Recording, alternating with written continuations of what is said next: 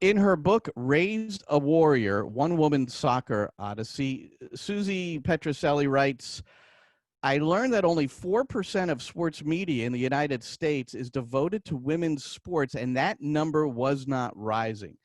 It just gives you an idea of the plight of women in athletics, but it goes beyond that in this book, a range of emotions, empowerment. Billie Jean King, winner of 39 Grand Slam tennis tournaments and the founder of Women's Sports Foundation, said this: Susie's inspirational story, full of hard truths, shows the strength we have within when we harness the power of sport to seek equality and live authentic lives. And Amanda Vandervoort, the chief women's football officer at FIFPro, said, Raised a Warrior is a compelling reminder that soccer has the ability to change our lives, drive our ambitions, and deliver on our dreams. And it's also messy, complicated, and represents far more than just sport. Susie's voice reflects a chorus of women who have played competitive soccer, and it's a call to players all over the world to share their triumphs and struggles too. Time to welcome in the author, Susie Petrucelli. Hi, Susie. Hi, thank you. It's such an honor to be here. This is such a thrill. Well, when you have the endorsement of Billie Jean King for starters, that's rather impactful. But what Amanda said there, sharing triumphs and struggles. Right. So is that a big part of the message you're trying to get across in the book? Yeah, definitely. I mean, for me, at the time that I was playing, I didn't have a perspective of where my struggles fit on the bigger scale, right? On the world perspective. When you're young, and I try not to be too hard on myself about this, but you think that what you're going through at that time is life or death, and so I wanted to share my struggles and my stories, and then also, and one of the most important pieces to me was that it wasn't. I had this awakening in my mid-20s, where I realized, oh my God, all those struggles that I had that I thought were so immense, really on a bigger scale of what women are going through around the world, are so small. So I wanted to share my struggles, and also not, discounting all the little struggles that girls go through, just even, to understand their bodies and understand how to protect themselves through life, and things like that. That I think some of those things that girls don't talk about openly, I wanted to be as open as I could with those things too, to help people feel like they're not alone in the basic struggles that we go through as humans and as girls. And you talk about a twin sister, so relevant to your life is that you were more maybe the tomboy, and then she was more of, fixing herself up. So you had that comparison and an academic comparison. So give us an idea of those struggles. Yeah, so I had an identical twin sister. Her name is Katie, and we were just different. It's funny. She just sent me a link to a twin study, which is funny because identical twins are supposed to be genetically identical, right? Theoretically, but we are so different that it's hard to believe that we are actually genetically identical. But we kept proving it over the years, and I talk about it in the book. We had, the same IQ score. We had exactly to the number. We had the same SAT score twice. 2 different times we took the SAT, we got the same exact score. Wow. And there were so many moments where we were proving that we are actually identical. But then we diverged in terms of personality and interests and motivations and drives.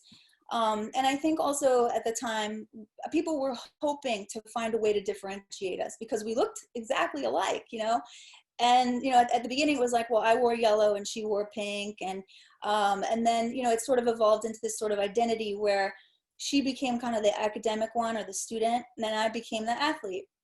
And I was totally fine with that because luckily I had found soccer. and was completely obsessed with it right away. And, you know, she also played soccer. So it wasn't that she wasn't playing or sporty. But I think we kind of were sort of put in two categories, like, you know, twin athlete, academic twin, sporty twin. Yeah, Um, and as I read it along the way, and you played soccer together at Harvard. I mean, you yeah, were on yeah, the same college team. But I love the story about the referee who confused you in a match, and you got a second yellow, yeah. and then red carded and eliminated from the game when the referee had actually given the yellow card to your sister. So I'm sure that's not the first time that's happened with twins. No, it was so odd. I was like, wait, how is that? I was like, I knew it was a foul. I knew I went in late for the tackle and I missed. And I knew it was a foul. I knew it was probably a yellow card. And he threw that red card and I was like, what? How that can't be. And I just walked off the field. Of course, my dad was upset on the sideline that, you know, everyone's, you know, yelling at the ref. It was a big game, an important game. And and then, you know, it dawned on me as I was walking off the field. I just happened to see my sister in my, you know, my side, my peripheral vision. And I was like, oh my God, Katie had a yellow card. Oh my God, that's what it was, you know. And so I turned Yeah. around to the ref. It was like, you know, my sister was my twin. She had the yellow card, and but at that point, you know, it had all blown up, and it was, you know, I almost don't like, know. The referee's supposed to write the number down in the book, not the well, we were not two and not take a 12. picture. You We were were what? two and number 12.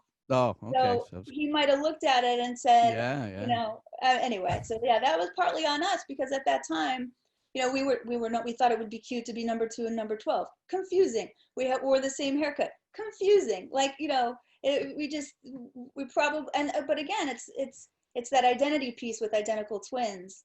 You know, are you differentiating because you're trying to be different, or are you going to allow yourself just to be you?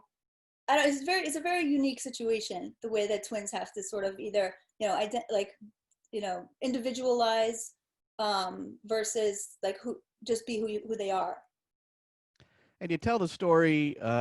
You grew up in L.A., and you tell the story which involved your parents as well. And your father played football at Stanford. Mhm.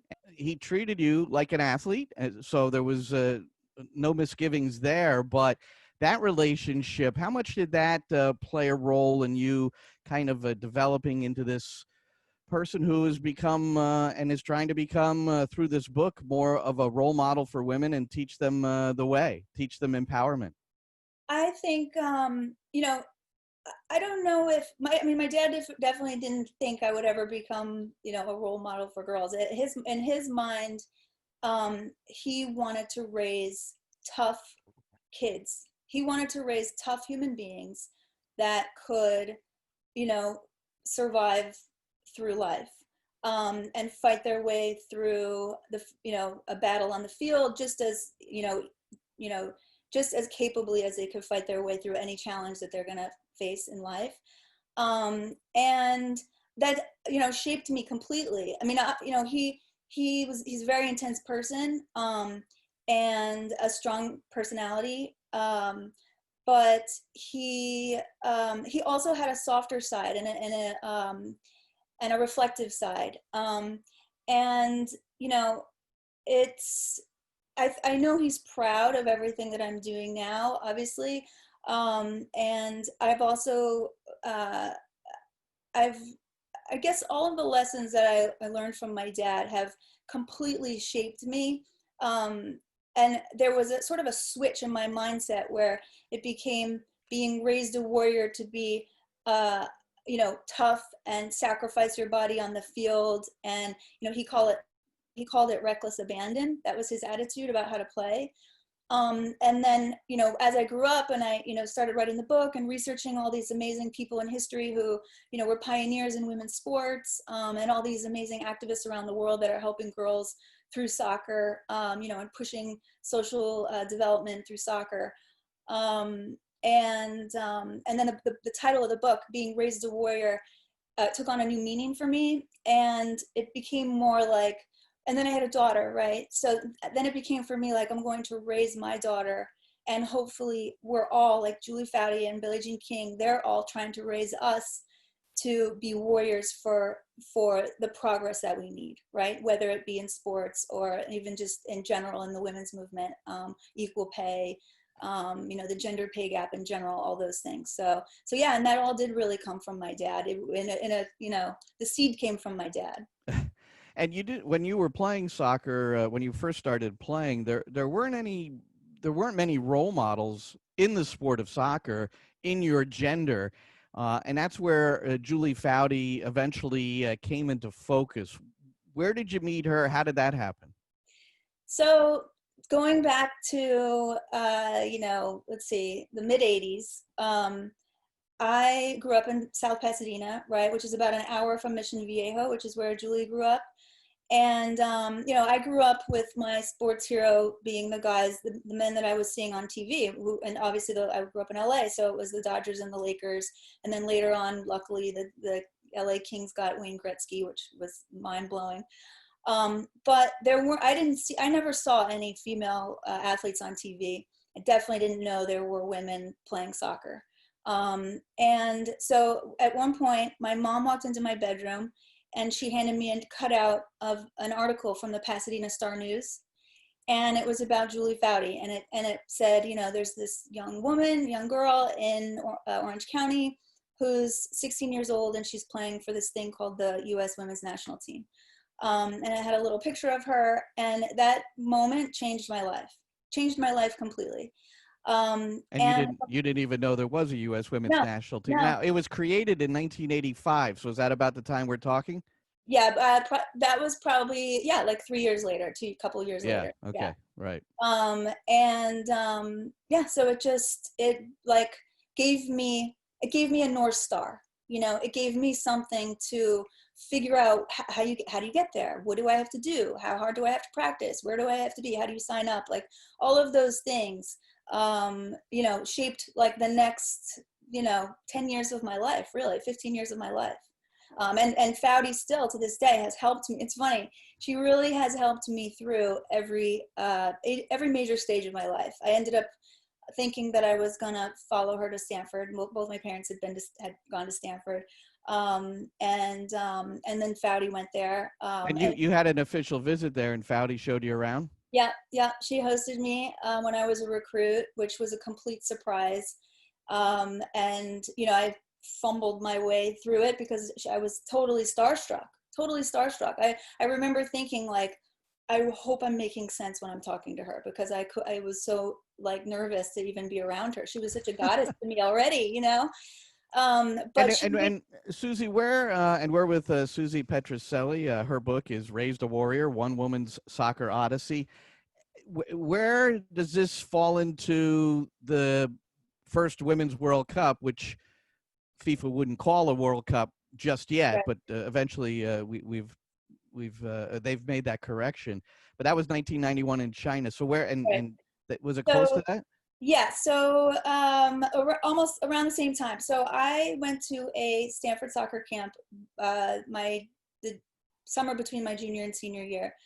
And I was hoping that Foudy would be there as a coach, but she wasn't. But Mary Harvey was there, who so this is June of 1991. And Mary Harvey was the coach the goalie of that team. And she was talking to the campers about how they were training on their own and how they were going to go to China in the fall to play in this big, women's championship. And they didn't have camps like they do now and that sort of thing. They were just getting ready on their own. I remember Foudy writing about those things, how Anson and Dorrance would send out fitness packets, and if you're not fit, you're not gonna play. All those things. No, it was very it was very loose, so then but for me, then they went and at that time too, like it was obviously not on TV. There's clearly no internet. So it was very hard to get information about what was going on with the team, even though they went away. Like they went away, and it's funny because Foudy tells this story a lot where when they got back from winning that tournament, they were expecting some kind of welcome at the airport, right? Nobody. But that wasn't our fault. Like I actually take that to heart, and I feel guilty because I'm that person that would have been there if I had known when they were getting back, where, you Right, know, where they were right. flying into. That would have been me, but I did, but none of their fans knew when they were, you know, No. so I found totally, it completely interesting that different. the U.S. men's coach, Bora Milutinovic, he was there because he understood the significance of it Right, as an international. He right. knew, wow, this is a big deal, but no, there was no one there to greet them. I'm curious though, I Sue. still feel bad about it.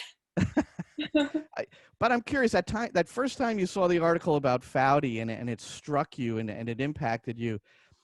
Has that had an effect on you in terms of how you operate now, understanding that you know, your message or the message of others that you've studied and you know, researched in preparing this book and a documentary that we're going to talk about a little later. So did that is you understand that any young girl can be impacted? Oh yeah, oh yeah. And you know, I credit Foudy with showing me, and now my daughter goes to her leadership camp, which is amazing. But really credit Foudy with showing me that I, even just one person um, and one voice can make change.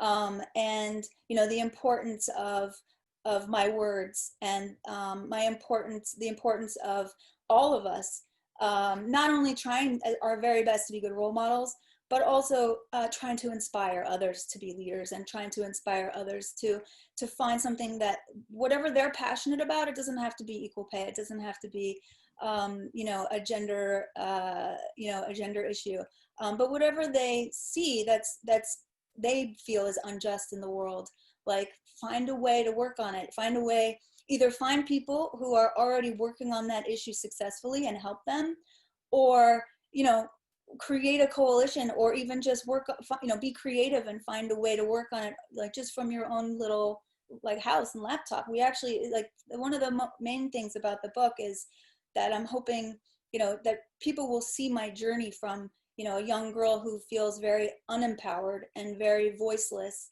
um, and powerless, you know, and I, little by little, I realized, wow, like, even though I'm just one person, you know, and at the time I was, you know, had 3 little babies and couldn't literally leave my house to do anything, with, you know, not a lot of funding, not a lot of, you know, resources. But, you know, then with the addition of technology and social media, like, then we actually do have all these amazing tools at our fingertips, and we can make change. We can inspire people. But yeah, all of those ideas are really things that I got from Foudy, and also her relationship with Billie Jean King.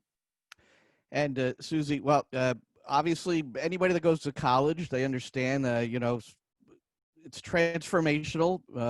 Some more so than others. For you, in particular, at Harvard, and you dedicate the book in part to the Harvard women's soccer team.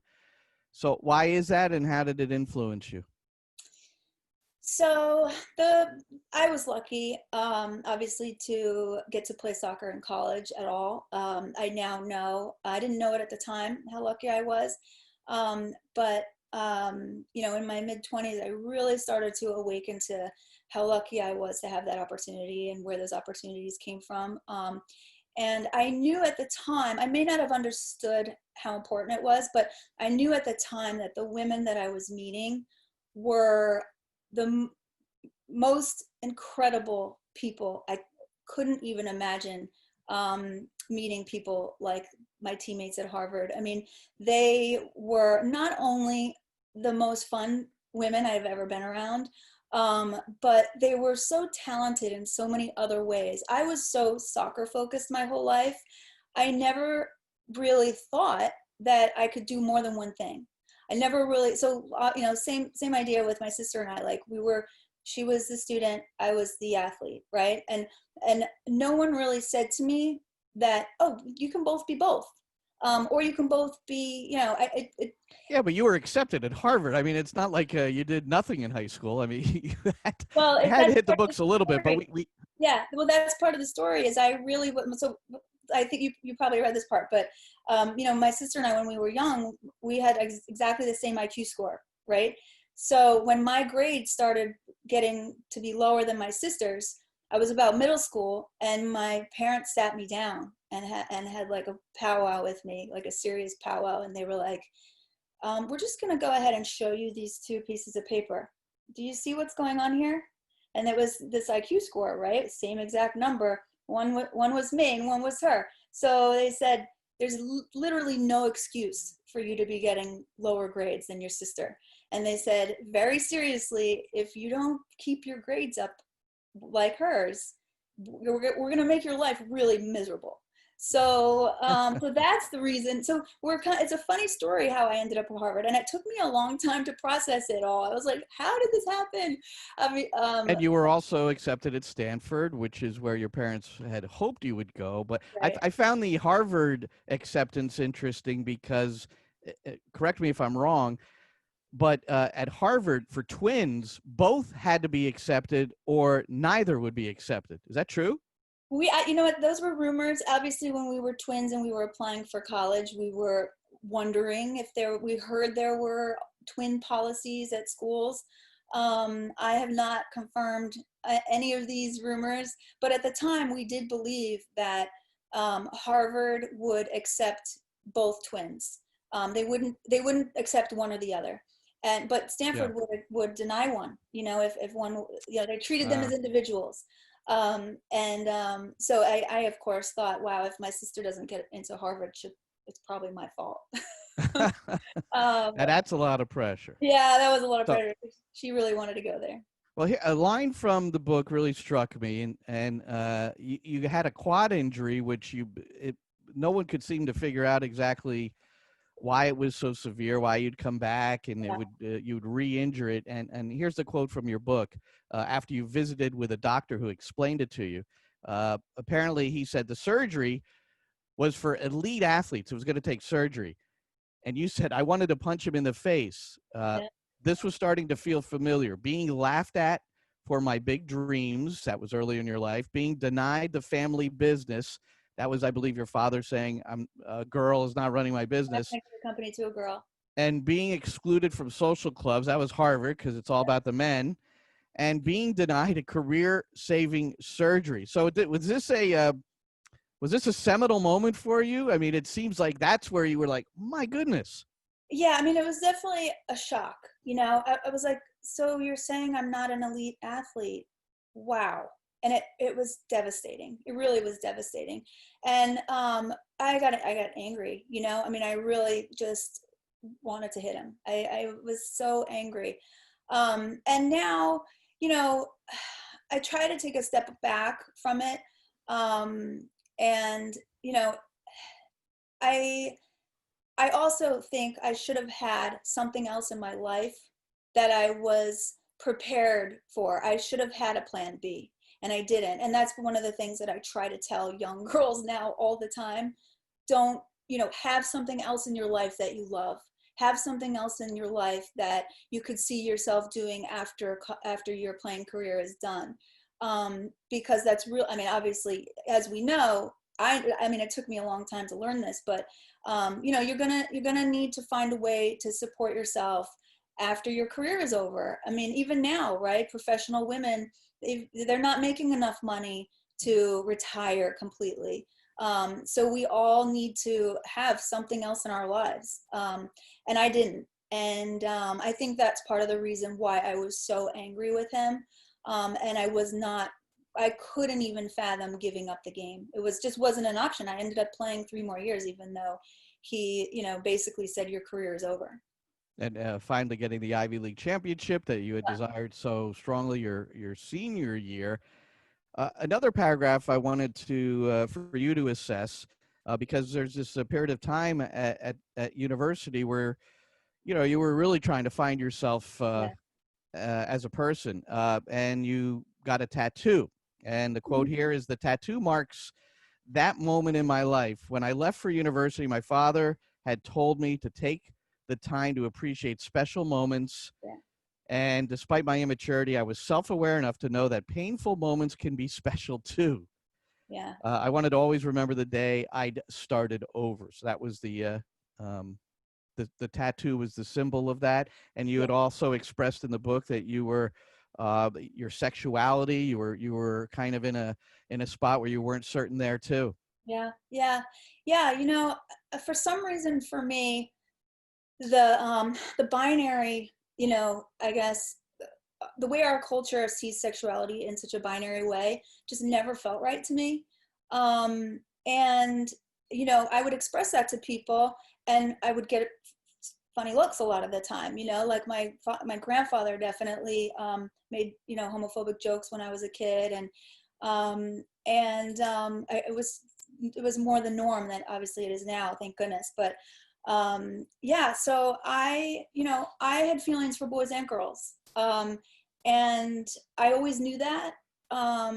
But clearly I ended up falling in love with a Harvard soccer player and marrying him and everything, and I went the heterosexual route, I guess, for lack of a better Okay. way of saying it. All right. But there was a long time where I was open to both. Like, I was sort of waiting to see what would happen. And I wanted, I think it's important for my kids to know that, and I think it's important for me to be open about that, and not be comfortable with it, and not be ashamed.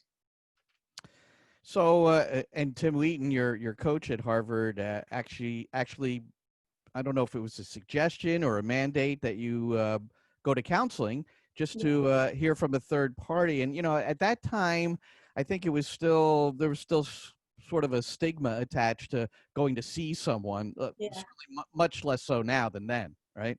Yeah, I think less so now, but I do think it's still there. I mean, I do think that there's definitely people in my life who would say, oh, that's just not for me, or I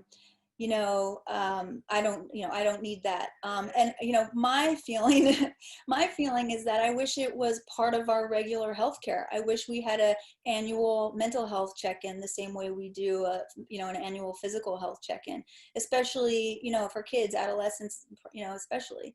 And I think that, and coaches too. Coaches are doing a much better job, I think, of checking in with their players' mental health and prioritizing it. And because we're so vulnerable as athletes, just even the intricacies of the relationships with your own career, how you're fitting into the team, where if you're suffering through an injury, whatever it is. I think mental health is such an important piece to all this. Yeah, and I really hope it is changing, though, and I agree it's getting better. But yeah, Tim was a very good friend to me. He found me the help when I needed it. I mean, I think that the shaved head and the tattoo, showing back up for preseason with a shaved head, blue, and I had dyed it blue, and a tattoo. Nice. Why blue? Why blue? Yeah, I don't know. I don't know. I think maybe it was my favorite color. I don't know. But I think I was sending signals, obviously. I was asking for someone to say what's going on. And he did. And he said, listen, I have somebody that you should talk to. And, it may have saved my life. Susie Petrucelli, author of Raised a Warrior, One Woman Soccer Odyssey. Follow her at Susie. There's an extra O in there. It's SOOO. That's 3 O's. Yeah. IE. Susie, which I guess is what everybody calls you or called you, and that's nice. I don't know if we'd call that a nickname. I mean, that's your name, but why? I had some other nicknames, but a couple of them were a little inappropriate, so I'll keep them to myself.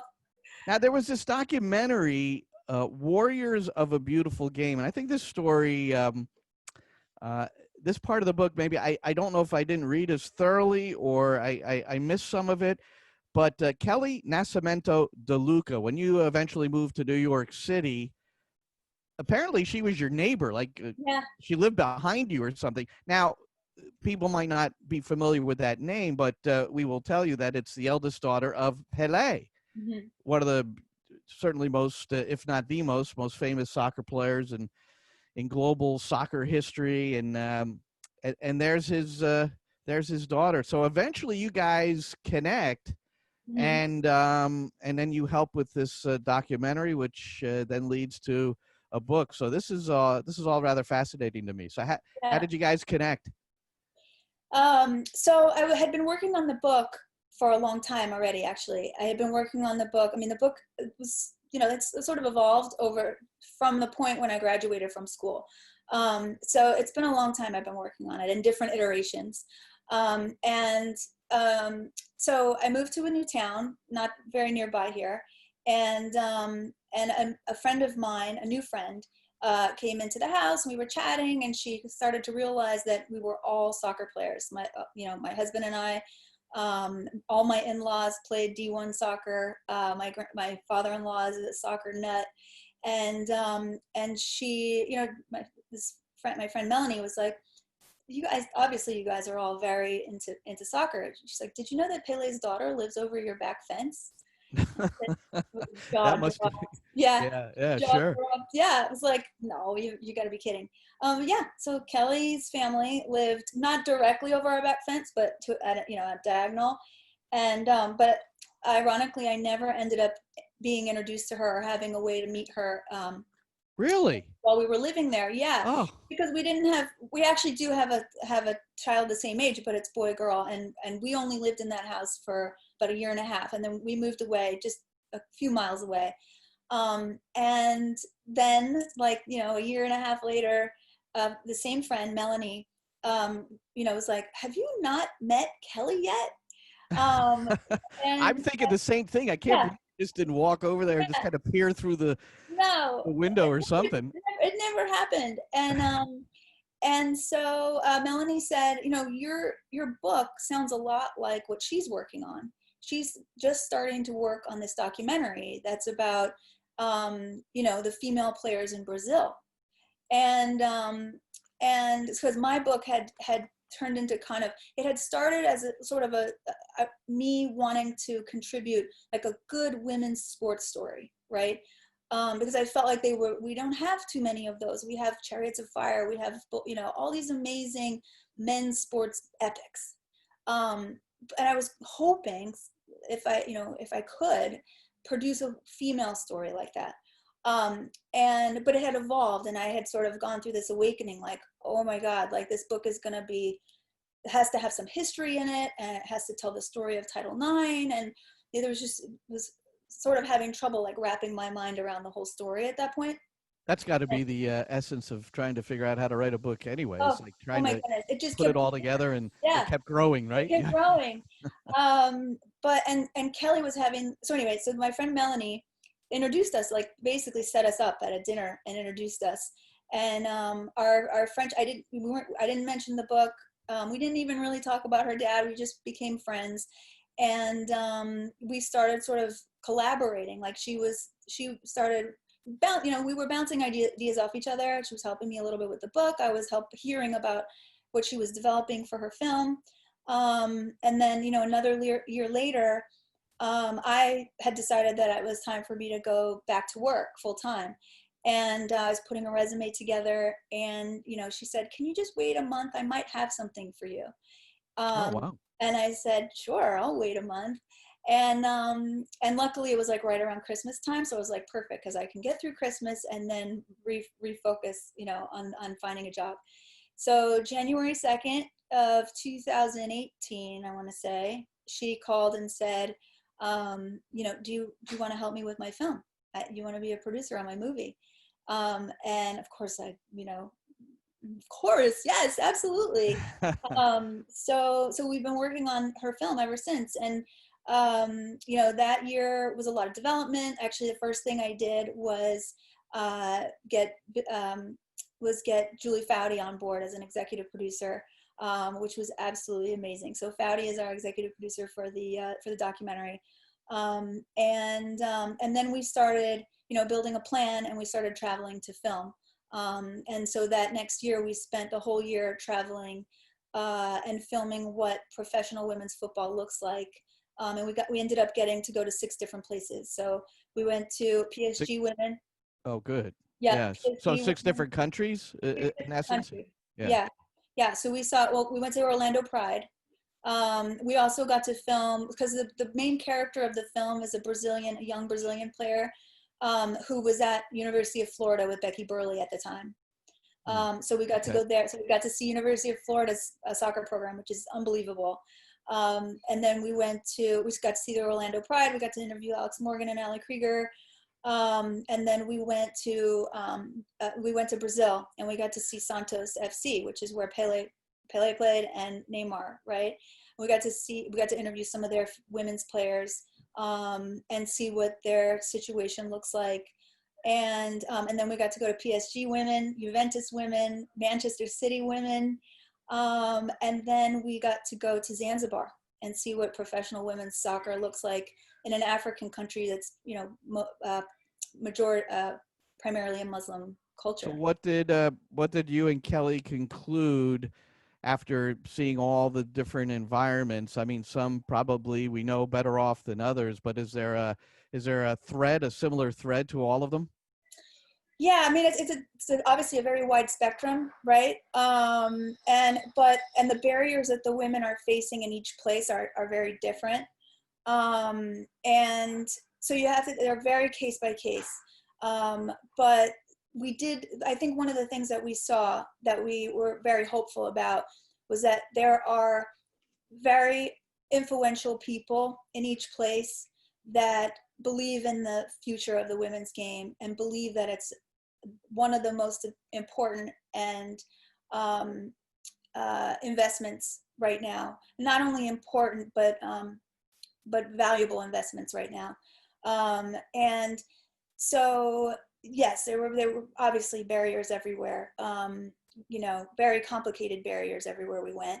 But there's so much hope, and also that what we started to see was that there's this coalescing of these leaders in all these countries, and they're all starting to see things the same way, and now of course we have these amazing leaders like Amanda Vandervoort at FIFPro and Moya Dodd, in Australia, and at FIFA. We have these amazing women leaders now who are like consolidating the goals and creating like a pathway of steps that we need to follow to sort of accelerate the growth of the game. It was very emotional, the places we went. I mean, we cried a lot. I was crying with women that were speaking Portuguese, or speaking, Swahili. Like, you can tell when they're telling their story that there gets to a point where they, it's almost like they realize that someone's actually listening for the first time. And Wow. they, it's that feeling that they're being seen and heard. And you're telling your story to Pele's daughter, right? It was very emotional, and it was just a spectacular year, and I'm really hoping we can do it justice, and hopefully get it out this year. Okay, that's the next question. It's Warriors of a Beautiful Game is the documentary. Susie Petrucelli, her book is Raised a Warrior. So the documentary, maybe 2021? Yeah, I mean, we were hoping for this year. We were hoping to time it with the Olympics. And, clearly things Well, have changed. if you want to time it with the Olympics, now it's July of 21, right? Yeah. Yeah.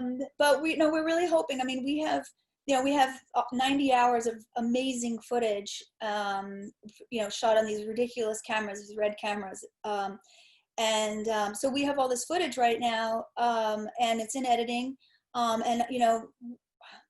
Maybe possibly one of the silver linings of this is that we were able to finish shooting before the pandemic hit. So the shooting is done, and hopefully we'll be able to get it out now when people are very hungry for sports content. And tell everyone we spoke a little bit before we started recording this, your own book, and during the pandemic, how it's been difficult to actually get it into people's hands. You don't have a book. You don't have your own book. No, I've never seen it. I've never touched it. I don't even know how big it is. People are sending me pictures. I'm like, it looks big. Yeah. So yeah, I'm excited. I stalk the mailman every day. If I see a delivery man, I'm like, does that look like it's from England? So yeah, I'm excited. I can't wait. I'm trying to wait patiently. So people could go online though and order the book. Yeah, so you can get it. Well, the ebook so what ended up happening was the books were being printed when the pandemic shut everything down. So there was a box of them that was sitting in a warehouse in London, but we couldn't get to them. So we decided to put out the ebook earlier than we had expected to, earlier than we had planned. So the ebook has been out since mid-May.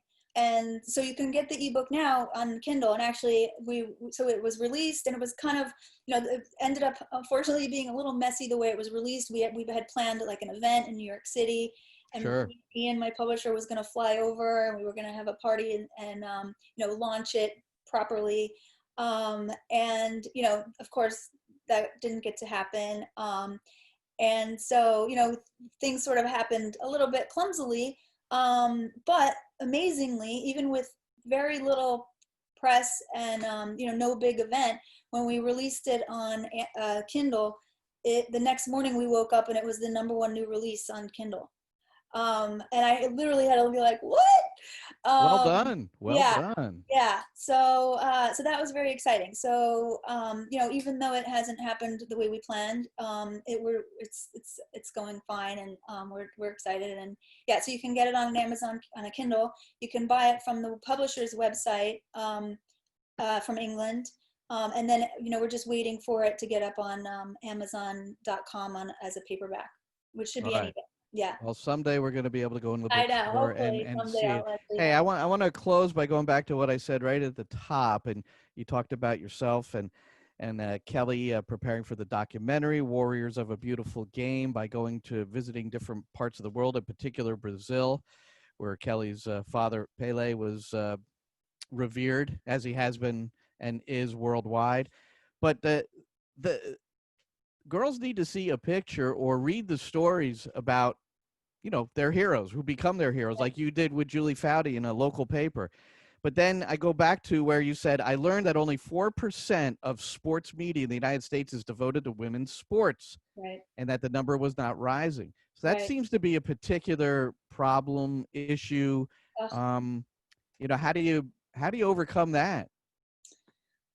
Oh man, well actually, it's not a neat, it's a challenge. I think we're a little naive when we went into making the documentary. We had so much support. We had Billie Jean King, who was in the movie. We had Alex Morgan. We had Julie Foudy. We had Donna Di Verona. We had Martina Navratilova. We had Neymar. Neymar's in the movie.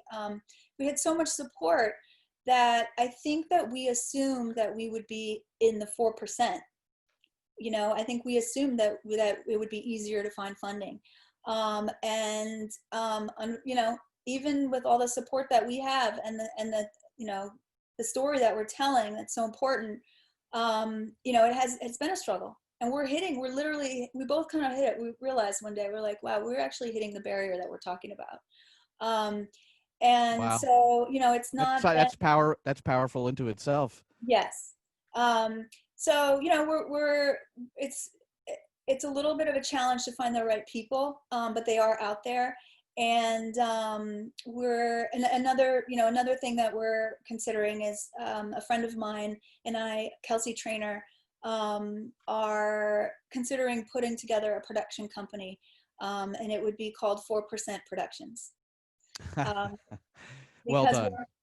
Because done. we're hoping that in 20 years we'll look back and people will say, well, why'd you call it 4% Productions? And we'll say, well, get this, in 2020 only 4% of sports media was women's sports, and hopefully it will be more like 50%. Let's dream. Yeah. Let's hope. Yeah. Well, Susie, you closed your book with the following words. I don't want any little girl to be alone when she experiences inequality for the first time. I want to be there, letting her know that there is a massive growing army fighting to make things equal for her before she grows up. This is our responsibility. Again, the book is Raised a Warrior, One Woman's Soccer Odyssey, Susie Petrucelli. Susie, good luck with the book and everything else you're doing and the documentary, and look forward to seeing you soon. Thank you. I thank you so much for this. I really enjoyed it. Thank you.